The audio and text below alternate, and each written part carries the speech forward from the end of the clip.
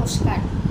আজ 22শে শ্রাবণ, বিশ্বকবি রবীন্দ্রনাথ ঠাকুরের মৃত্যুবার্ষিকী। আমি ওনার স্মরণে একটি কবিতা পাঠ করছি।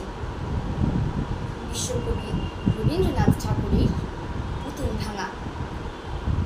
7-8-27 আমি বলেছিলেন বলে গুরুমশাই আমার পরে উঠল রাগে জ্বলে।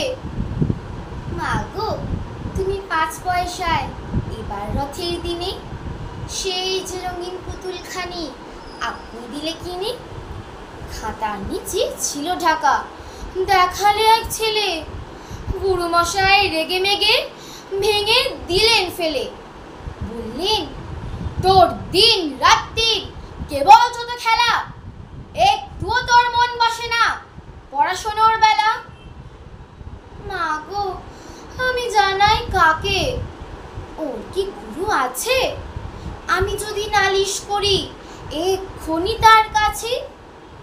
কোন রকম খেলার পুতুল নেই কি মা ওর ঘরে? সত্যি কি ওর একটুও মন নেই পুতুলের পরে? সকাল সাজে তাদের নিয়ে করতে গিয়ে খেলা, কোনো পড়াই করেননি কি কোনো রকম হেলা? ওর যদি সেই পুতুল নিয়ে ভাঙেন কেহ রাগে, বল দেখি মা ওর মনিতা কেমন তর লাগে। নমস্কার।